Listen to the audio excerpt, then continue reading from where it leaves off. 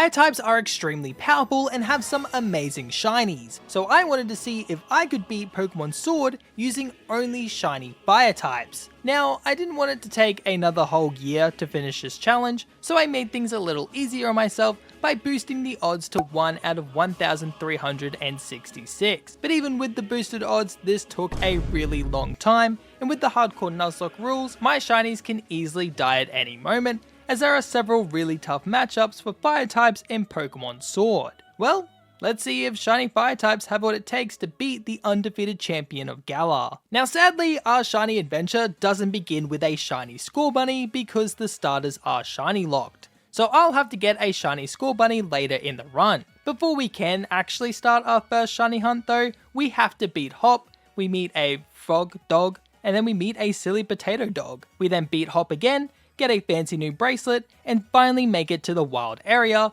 which is home to our first shiny, and after 5 hours of running around in the blazing sun, it finally showed up. Oh my god, yes! Shiny Vulpix, let's go! Oh my god, yes! Yes! He's so cute! God, I love Vulpix. Hey buddy, just gonna have to hurt you to get ya. Now Todoroki is adorable, but as my only team member so far, I'll need a bit more power from him. So I pick up a Firestone and quickly evolve him into the beautiful Ninetales, which is one of the prettiest shinies in the game. And thanks to it being a stone evolution, we get access to some super powerful moves like Flamethrower and Nasty Plot, which helps him mow through these Team Yell grunts. And after all that, we finally made it to the opening ceremony. And this shot of all the gym leaders walking onto the field is still one of the coolest shots in all of Pokemon in my opinion. But of course Hop wants to battle us straight afterwards, but Todoroki can easily set up a Nasty Plot on his weak Wooloo and then proceeds to one-shot the rest of his team. Todoroki is a monster in this early game, but on Route 3 we can find another fire type, and it's pretty unique, as Silipede here is a fire centipede, which is just a really neat concept. Now normally this encounter rate is a crazy 1%, but thanks to Todoroki's flash fire ability, the odds are increased to 50%, but this doesn't stop me from phasing. Before that though, today's video is proudly sponsored by Zen Market. Zen Market is a proxy shopping service trusted by over 2 million users worldwide that helps you buy directly from Japan. I personally love collecting Pokemon plushies, but it's hard for me to get my hand on Japanese exclusive stuff without overpaying, which is where Zen Market comes in. I can use Zen Market to shop directly from Amazon Japan, Rakuten, and Mercari. You can even use Zen Market to buy directly from stores that aren't integrated into the Zen Market website, like Japan's Pokemon Center. All you have to do is copy the item link and paste it into the Zen Market search bar, and they also have a whole tutorial page ready to help you if you do get confused. Now, I went a bit crazy ordering a Sleepy Sylveon plush, an adorable Pachirisu plush, and of course a Bulbasaur plush, all from different stores. Luckily for me, Zen Market allows for 60 days of free storage, allowing you to shop from multiple stores to then combine all your items into one package, saving you a bunch of money on shipping fees. Zen Market also gives you multiple shipping and payment options, so use the link in the description or code BP when you sign up for 1000 Zen points of international shipping. Thank you again to Zen Market for sponsoring today's video. Oh, dude, seriously? Aw man, it's phase 1. At least it's a cool shiny, but I also can't use it? Do I kill it or do I... This is a ROM, so I can't give it away. I think I'm gonna kill it. I know I'm only... like I'm a level lower, but surely a flamethrower one-shots, right? Well, that's concerning. Don't look at me like that. You're the wrong shiny. Don't give me an attitude. Alright, freaking get rid of him, dude. Just get out of here, man. Get the frick... I don't want to see your dumb little head ever again. This is annoying and all, but it doesn't take me long to redeem the hunt with my actual target. Is that shiny? Actually... Oh, it is! Dude, it's hard to tell because the sun's like shining off the back of it, but it did look different. Because the back's like a differently like a bluey color. Get the ball. One ball? Yes. Let's go, dude. Finally. Took a surprising amount of time thanks to that first phase, but we got him. Endeavor is a fire bug type, which makes him the perfect Pokemon to take on this channel's main villain as I run into Bede. But somehow his Solosis lives a bite with like 8 HP and a Confusion does insane damage in return. So while Endeavor can finish it off with a second bite, he'll have to let Todoroki handle the rest of the fight, which he does with ease. God, it feels good destroying this loser. And after passing the cutest gym challenge of all time, we can finally battle the first gym leader, Milo.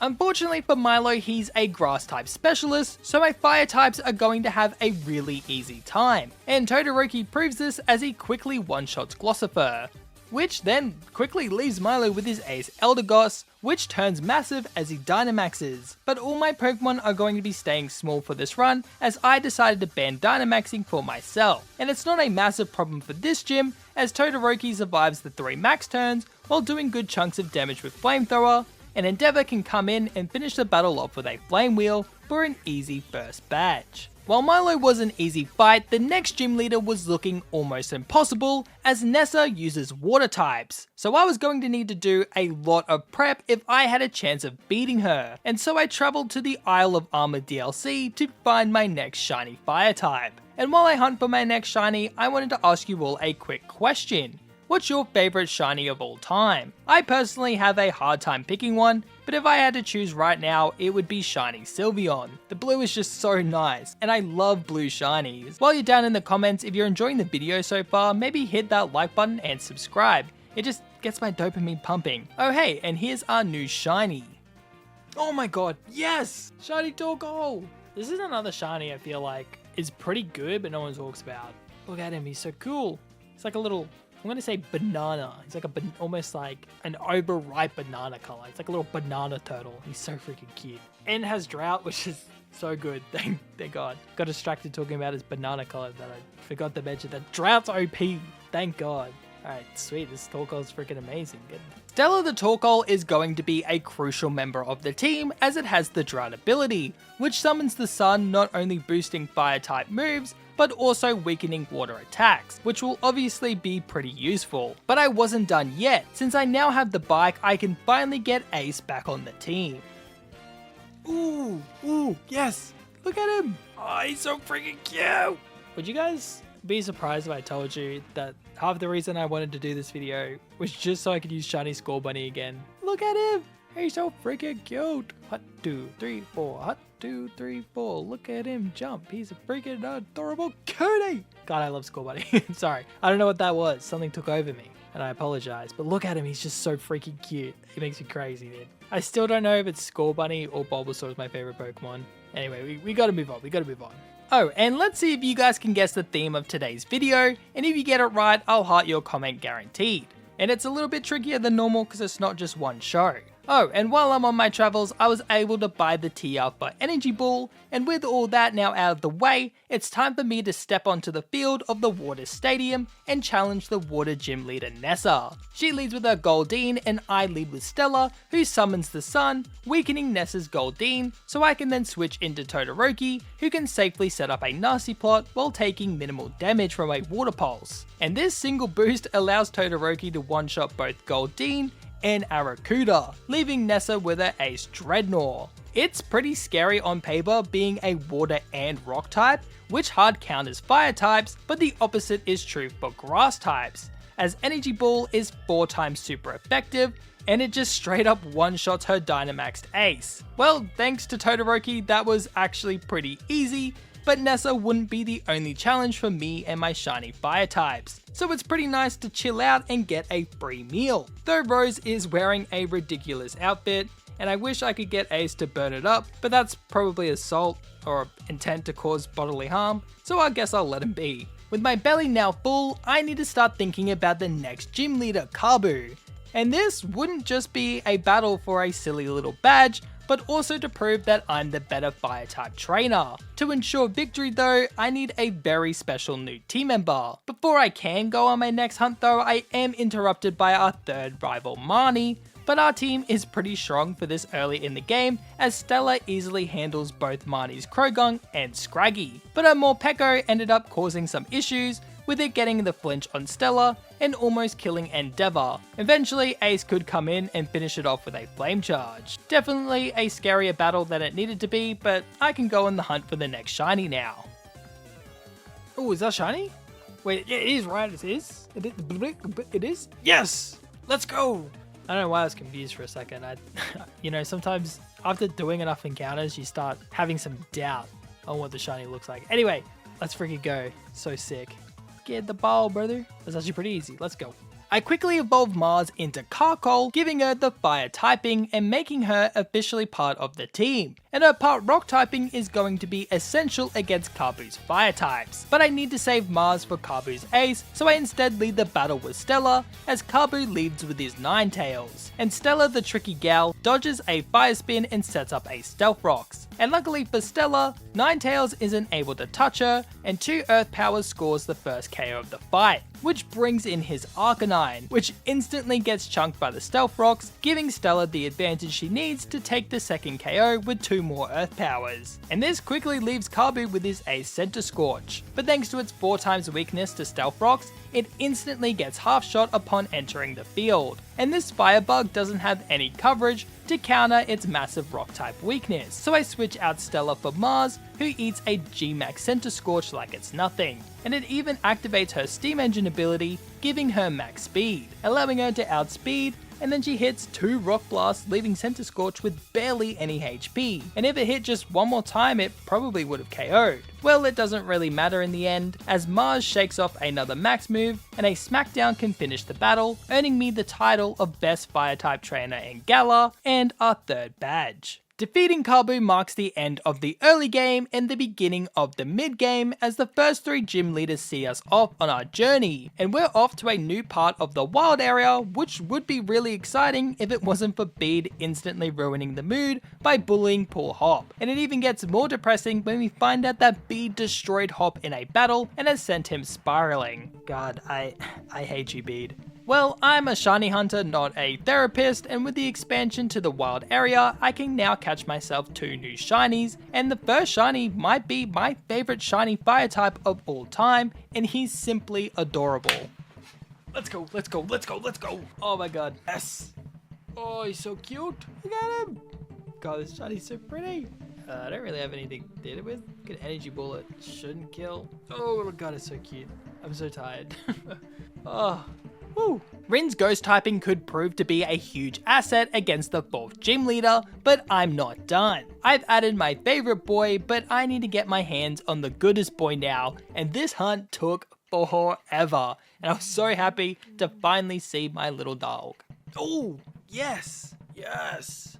Okay, wait, please have Intimidate, please have Intimidate, please have Intimidate, please, please. Woo, let's go. All right, cool. Oh, that's so good.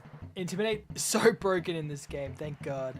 Roy's Intimidate will not only be an asset for the next gym, but the whole run, as a lot of Galar trainers use physical moves, and with the Firestone, Roy becomes even stronger, evolving into the powerful Arcanine. Despite these upgrades, Hop actually gave us a lot of trouble, mainly his lead Cramorant. Doesn't help that I completely forgot about it, so I led with Roy, so I need to switch into Stella to set up the Sun. And to be honest, I thought Lava Bloom would do a lot more damage thanks to the Sun boost, but the underfed Pelipper tanks it like it's nothing. It then dodges the second Lava Plume by going underwater with Dive, but Stella blocks the incoming damage with a cheeky Protect. Cramorant then hits the weakest 5-hit Fury attack I've ever seen before Stella sets up a Stealth Rocks. Sadly, the Sun does fade, so I switch back into Roy, but he ends up missing a Play Rough as Cramorant goes back underwater. But this was a pretty good chance to set the Sun back up, so I switch once again into Stella. With the Sun up again, I can bring Roy back out,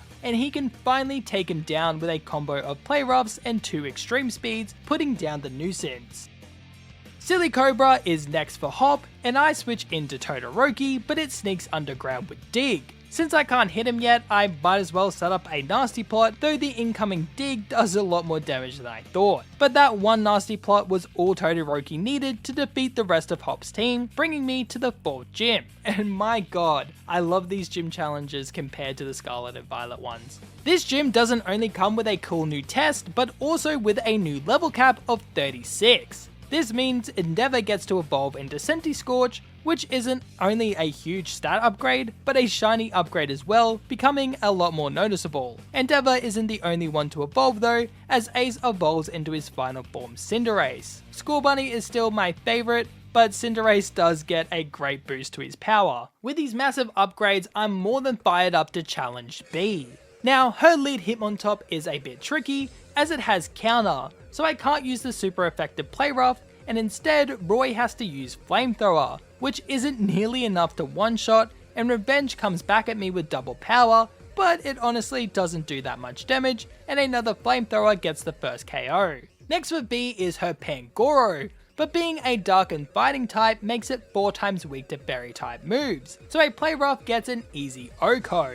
Third is B's Surfetched, but Roy's Play Rough does devastating damage, and Surfetched retaliates by setting up a Swords Dance, boosting his attack stat, but it won't even be able to fire off a single attack before Roy takes it down with a second Play Rough, quickly leaving B with her final Pokemon, an Ace Machamp. She of course wastes no time in Gigantamaxing her Ace, so I switch into Stella, who eats a G-Max Chi Strike like it's nothing, but with its crit chance now increased, I decided it was best for Stella to protect herself, severely decreasing the damage from the second Max move. I don't want to risk a double protect failing, so I switch into Rin, who is immune to the third and final G-Max move, as Machamp reverts back to its normal form. I wanted Rin to get in at least one hit, but Machamp outspeeds and lands a crit knockoff, but I was more than prepared for this and gave Rin the Focus Stash, allowing him to survive, and he retaliates with a very weak Shadow Ball. Well, that was fun and all, but now it's time to get serious, so I switch into Ace, who gets his speed lowered by his Scary Face. But even at -2, he's able to outspeed and land a nasty Pyro Ball, but it isn't enough to KO, and a second Scary Face makes me a bit worried that Ace might get outsped. So I switch Endeavor into a Revenge, which ends up doing more damage to him than Endeavor thanks to his held Rocky Helmet. And on the next turn, Endeavor can outspeed and finish the battle off with a Flame Wheel, and with that I've beaten the 4th Gym Leader, using all of my new fire types too, which was pretty cool.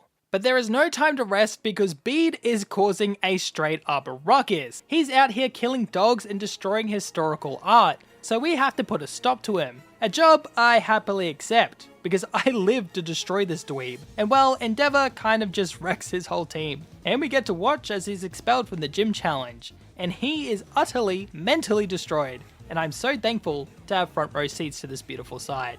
Well anyway, it's time to move on, so I quickly travel through the Glimwood Tangle, which is still one of my favourite locations in Pokemon. I just wish it was a bit longer. And well, there isn't much else to do but challenge the next gym leader. And it's actually a pretty good matchup for us, as Opal uses Fairy types. And well, Fire resists Fairy moves, so I'm feeling pretty confident, as Opal leads the battle with her super fancy Weezing. And I lead with Roy, who just burns up the Weezing's little top hats with Flamethrower. This then brings in Opal's Togekiss, but this Marshmallow Cloud is a tanky monster and eats a Flamethrower like it's nothing, and then fires back with an Ancient Power, which chunks Roy's HP. Now I can't switch safely, and another Ancient Power will kill Roy, so I came up with a quick plan, and Roy uses the powerful move Burn Up, which unfortunately fails to KO Togekiss, but Burn Up gets rid of the user's fire typing, meaning Togekiss's Ancient Power is no longer super effective, and Roy survives with 6 HP. And on the next turn, Roy can finish off Togekiss with an Extreme Speed, which brings in Opal's third Pokemon, her Mawile, which is a part Steel type, so I bring in Stella, who can easily OHKO with a Sun boosted Lava Plume. And so Opal is left with her last Pokemon and sends in the least threatening ace Pokemon of all time, her Alcremie. I mean, even its G-Max isn't very imposing, as it turns into a massive cake. And its first G-Max does a whole 12 damage through Protect, which is even more embarrassing when you realize that was the crit damage. Though the raw attack with no protection does do a lot more damage, it's nothing compared to the massive Lava Plume from Stella, which half shots the towering cake. Stella then uses another Protect to stall out the final G-Max turn, and with Alcremie now becoming cute and small again, I can switch into Ace, who finishes the battle with a Pyro Ball, and after Opal is done slowly waddling to the center of the field, we're rewarded with our 5th badge. Since I have to travel to Hammerlock anyway, I travel back with Opal, who then proceeds to act out the scariest scene of all of Pokemon. The only good thing about it is that Bede is the victim, Well anyway, to get to the next gym, we have to travel across a bridge, which is Hop's favourite hangout spot, so he's of course camping there ready to battle. Luckily he got rid of his annoying water bird and instead leads the battle with Trevorant, which is a lot easier to deal with as all it does is land a soft Shadow Claw before being one-shot by Stella's Weather Ball. Hop's next Pokemon is a bit more annoying as he sends in his Snorlax, so I switch into Ace, who gets hit by an incoming Body Slam, which actually does some really nasty damage. And even a Sun boosted Pyro Ball can't OHKO the hunking ball of blubber, and another Body Slam leaves Ace with just 22 HP. But obviously Ace outspeeds, and a second Pyro Ball gets the KO, which also crit, but you know, that seems irrelevant. Hop then sends out his Boltund. But with Ace being so low and Pyro Ball having a chance to miss, I have to switch into Stella. Thankfully this does reset the sun, and then she's barely unable to OHKO with an Earth Power as Boltund lives with like 8 HP before it roars Stella out for Endeavor. And then it just ends up KOing itself with a crunch due to Endeavor's Rocky Helmet. Hop's fourth Pokemon is his very own Fire type, but Ren can easily 1v1 it thanks to his Flash Fire ability, so a couple of Shadow Balls takes it down. As for his Ace Rillaboom, well, Roy just one-shots it with a Flamethrower for a pretty easy battle. But the upcoming battle against Gordy, the Rock-type gym leader, was going to be the toughest yet, so I decided now would be a good time to hunt for a new shiny. Sadly though, the shiny I wanted, Kanto Ponyta, can't be caught in the wild, so I had to import a pair and begin breeding, and after hundreds of eggs, we finally have our next team member. Oh, yes. Yes. Finally, man, finally. Hatching eggs is so tough. Oh, we finally got it. Sorry, it's not the most exciting reaction. I'm so tired. It's like 5 AM, man. Oh, thank God. Such a good shiny too. So freaking, it's just clean. Yes.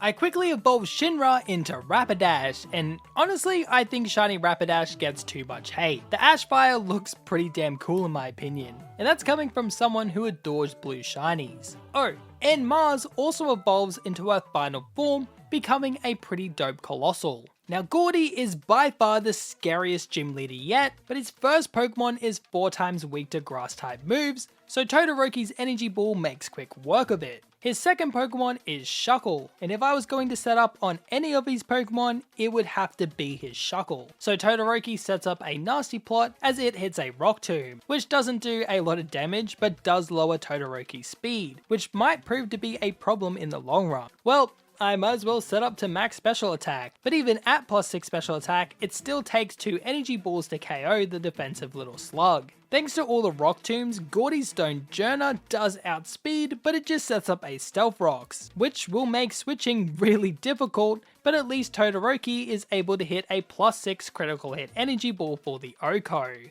But now we have to deal with Gordy's Ace Colossal, who Gigantamaxes, and even though Todoroki can survive the initial attack thanks to Protect, he then sadly dies to the secondary effect of G-Max Vocalith, killing the very first shiny of the run. I didn't want to say goodbye to my dear Todoroki, but it was the best play for the rest of the team and for the run. Now Colossal uses physical moves, so I bring in Roy to lower its attack stat with Intimidate. Roy then lowers the damage from the incoming max move with Protect, but even with Protect, Roy is brought down to half HP, though he does heal a bit with a Citrus Berry. Gordy is now on his final G-Max turn, so I switch into Mars, who tanks the final hit pretty well thanks to her held Citrus Berry. For some reason though, his Colossal uses a Heat Crash on the next turn, which doesn't do anything but give Mars max speed, and an Earth Power does insane damage, and thanks to that speed boost, Mars can now outspeed and KO with a second Earth Power, earning us the 6th gym badge. But this didn't come without any sacrifice,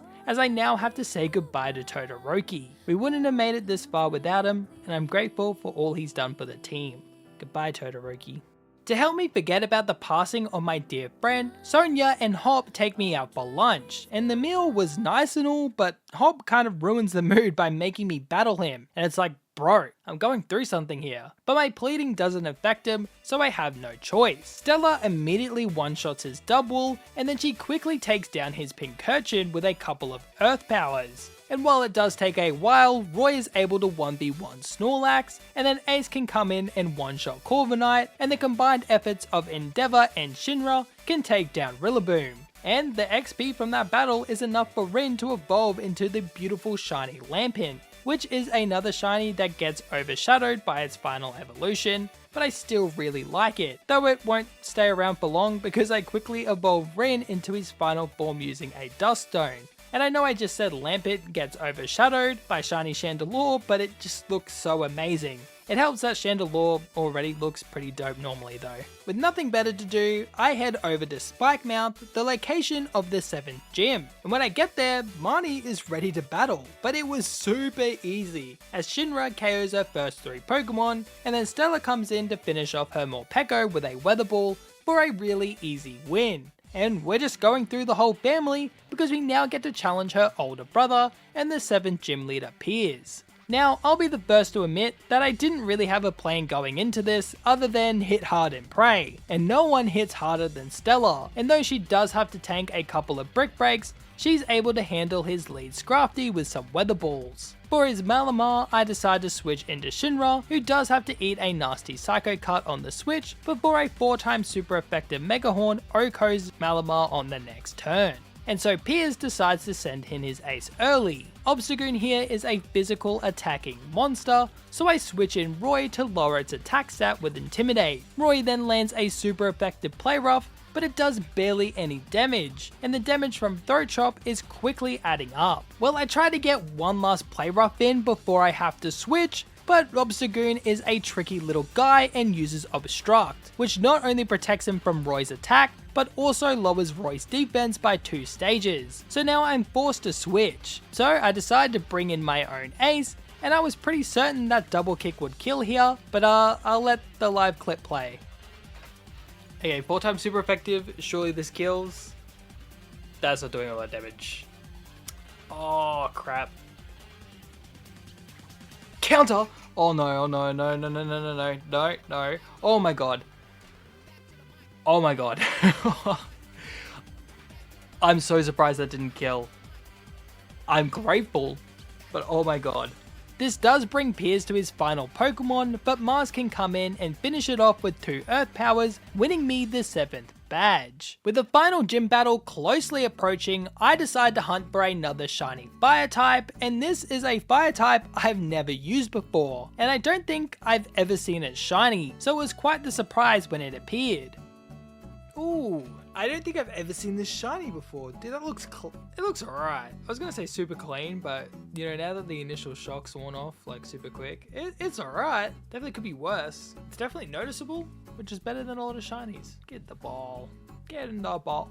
Alright, you're gonna be a pain, I can already tell. With Magna on the team, now's a better time than any to challenge the 8th and final gym leader Raihan.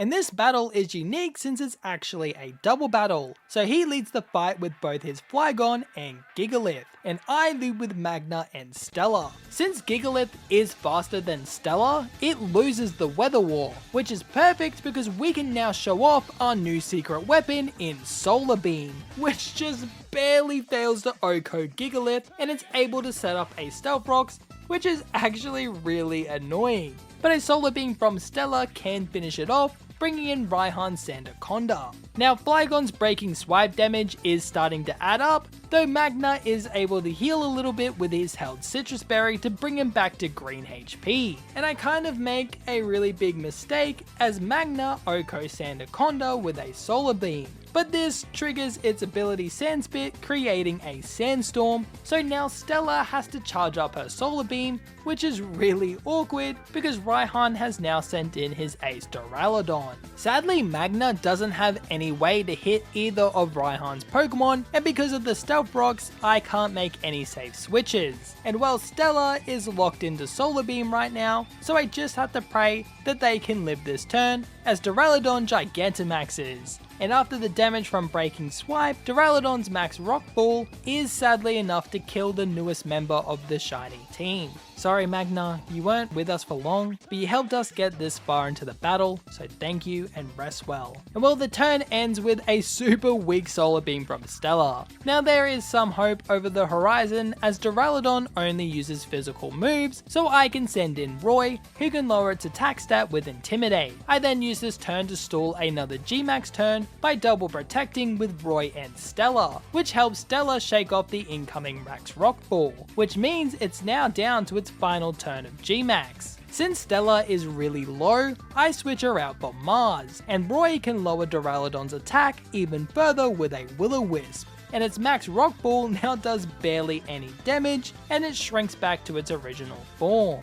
Player off from Roy is sadly doing barely any damage thanks to the consistent attack drops from Breaking Swipe, but Mars's Earth Power does insane damage to Duraludon, leaving it on red HP. It's so low in fact that on the next turn, Roy attempts to snipe it with an extreme speed, but it lives on like 2 HP. But it can't do much in return, as all it does is land a soft body press on Mars, who then lands a crit Ancient Power to bring Flygon low, and the burn damage ends up claiming the KO on Duraludon. I then switch out Roy for Rin, who can finish off the battle with a Shadow Ball, winning me my 8th and final gym badge, though it did come at the cost of poor Magna's life. With all the gym badges collected, the next big challenge is the Champions Cup. So it's about time I went and hunted for one of the best fire shinies in the game, and I'm of course talking about Salazzle. The only problem is female Salandits can only evolve into Salazzle, so this could end up being the hardest shiny hunt yet. Oh, yes, yes, yes. Okay, don't be male, don't be male, don't be male, don't be male, don't be male, don't be male. Please, for the love of God, please be a female. Please, please. Yes, yes. Alright, that's so huge, let's freaking go, dude. And now it's finally time for the Champions Cup, and our first opponent is Marnie. And I start the battle with the newest member of the team, Nezuko, who is now a beautiful, fully evolved shiny Salazzle. And she's able to set up to max special attack with Nasty Plot. And as she uses Flamethrower, I'd just like to point out how cool it is that parts of her light up on fire. It's just one of the coolest attack animations in the game. And well, a max special attack Salazzle is surprisingly powerful, and Nezuko one-shots Marnie's whole team. Even her Gigantamax Grimmsnarl is destroyed by a single Sludge Bomb, making the first Champion Cup battle a pretty easy win. And up second is our main rival, as next on the roster is Hop, who leads the Champion Cup battle with his Dubwool. But he gets hard walled by Rin, who can take it down with 2 flamethrowers for the first KO of the fight. And so Hop sends in his Snorlax, but Rin can't win this 1v1, but before he dips, he's able to burn Snorlax with a Will-O-Wisp, and then I switch into Endeavor. But at this point, Snorlax is doing more damage to itself than to us, so Endeavor begins setting up coils. This boosts his attack and defense, as Snorlax slowly succumbs to the Rocky Helmet and burn damage, KOing itself. And well, all the boost from coil just lets Endeavor sweep the rest of Hop's team, ending the semi-finals with my victory. Now, I just wanted to rest and get ready for the finals, but of course Alina has to start being crazy. Well, even more so than normal anyway. At least Nezuko can set up to max special attack with Nasty Plot before taking down her lead Frostlass. She can then take down her Milotic and her own Salazzle, but I was scared that her Serena would outspeed because of Frostlass's Icy Winds, so I switched into Ace, who can handle it with a Pyro Ball, leaving Olina with her ace Garbodor, which Gigantamaxes into a tsunami of trash. But Ace can still stall the first turn with a Protect, and Roy can stall out the final 2 turns of its G-Max, and with it now back to its OG form, I can switch to Stella, who slowly KOs with multiple Earth powers, snapping her out of her crazy episode. And then we eavesdrop on Leon and Rose's high school debate about global warming, or whatever they were talking about. But it seems to be settled for now, and we can head back to the Champion Cup final. Well, actually, before I head to the finals, I wanted to make the team just a little bit stronger by adding some new shiny fire types. So I head back to the Isle of Armor to pick up a cute shiny bird. Ooh, wait, that's shiny. Let's go. Yes! Such a cute little bird. Oh, thank God. That took a really long time, actually. Holy crap. Oh, Jeez. Well, but one shiny wasn't enough, and I wanted a very specific shiny, but you can only find this fire type in the Crown Tundra, but it would be over leveled if I caught it over there, so instead I get to breeding, and after a few hundred eggs, the newest member hatches.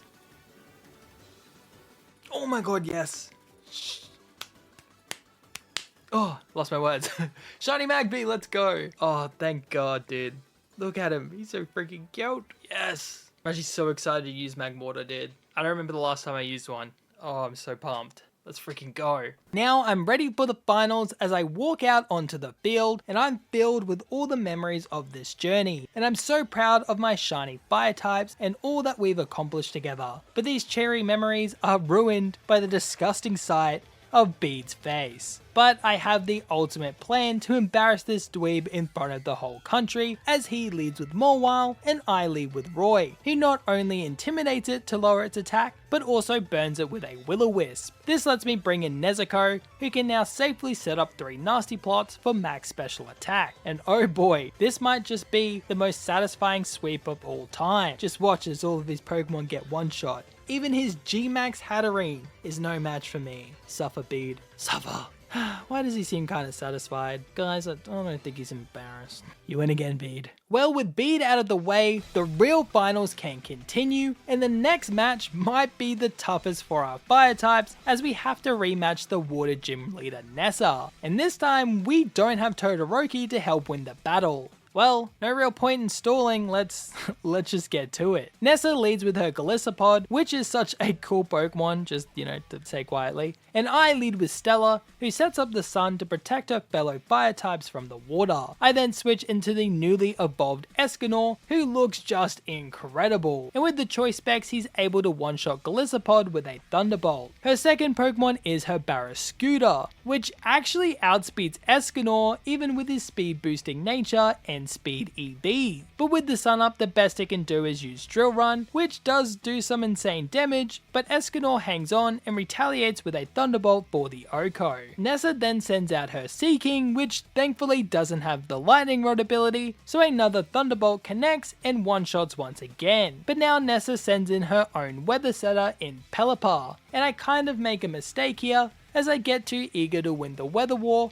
so I switch into Stella straight away, and now I'm in an awkward position where I have to try and stall out the Tailwind. And well, it's embarrassing to admit it, but I fail at even that, as I use Solar Beam as it used Roost, which means it became a pure water type for that turn. And so it got one shot. My bad. So when she sends in her ace, there are still 2 turns of Tailwind left, meaning it's got double speed. She then G-maxes it into a cute little box turtle, but this box turtle has hands. And without Protect, Stella wouldn't have survived the incoming Rock Ball, and has replaced the sun with sand, which is really inconvenient to say the least. Well, my best play is to switch into Roy and lower its attack stat with Intimidate, but the max Rock Ball on the switch still leaves him with just 60 HP. But the good news is that this is her last turn of G-Max, so Roy protects himself against the incoming Stone Surge and survives with 19 HP. The problem now is that G-Max move set up a layer of rocks, which makes switching really hard for my fire types. So I have to make a really tough decision, and in the end, the best play now is to sacrifice Stella, who comes in and dies to a combo of the Stealth Rocks and Liquidation. But a sacrifice allows me to send in Escanor, who harnesses the power of the sun to fire off a powerful Solar Beam for the one-hit knockout, defeating the scariest matchup in the Champion Cup. But we lost the best little turtle a man could have asked for, and our one and only Sunsetter. So it wasn't even close to being a free win. Goodbye, Stella. May you rested well. Well, from one of the hardest battles to one of the easiest, as our other new team member Sabo the Talonflame is about to make quick work of Bee and her fighting types. And since her lead Halauncha isn't too much of a threat, Sabo is able to set up 3 Sword Stances for max attack. He can then one-shot her whole team with acrobatics. And I just really love when they build up their, Gigantamaxing just for it to explode a few frames later. It's just so satisfying. And now I have to battle Raihan to see which of us gets to challenge the undefeated champion Leon. And he leads the battle with his very own Torkoal, which, yes, does does feel like a salt in the wound, I won't lie. And I lead with Sabo. Now I thought setting up here would be easy peasy, but Torkoal has Yawn, which makes poor Sabo drowsy. But then I thought, you know what, Torkoal can't really touch Sabo anyway, so I might as well keep setting up with Swords Dance. And well, Lava Bloom does a lot more damage than I thought, and Sabo is now asleep. But you know what, if I get lucky, it shouldn't even matter.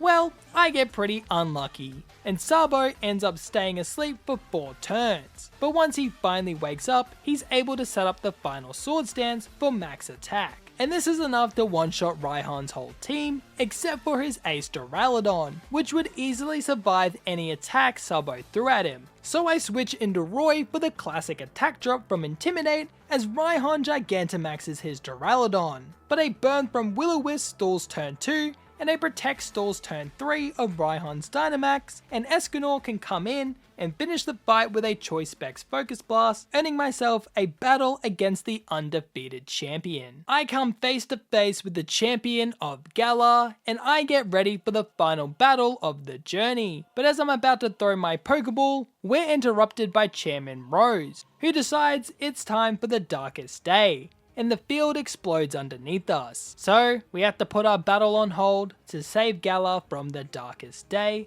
and the first step is defeating Chairman Rose, which was actually really easy, as Ace just one-shots his whole team with Choice Banded boosted Pyro Balls. But now I have to deal with the real cause of the Darkest Day, the legendary Pokemon Eternatus. But phase 1 was pretty easy, as Escanor takes it down with 2 Psychics. But it isn't done yet, as it flies into the sky and Gigantamaxes into a big evil hand. To beat Eternatus, Hop and I summon the help of Zacian and Zamazenta, who helps us to attack the G-Max Eternatus. And well, Escanor gets super lucky, and his Psychic lowers Eternatus' special defense. And well, so does the second one, and after 2 big attacks from the legendary dogs, Escanor's third Psychic is able to finish off the massive evil hand, and the Darkest Day becomes one of the brightest. And now, I can finally challenge Leon for the title of champion. Leon leads the battle with his Aegislash, and I lead with Escanor. But I've made a huge mistake, because I forgot to reteach him Flamethrower. So let me just quickly switch into Nezuko,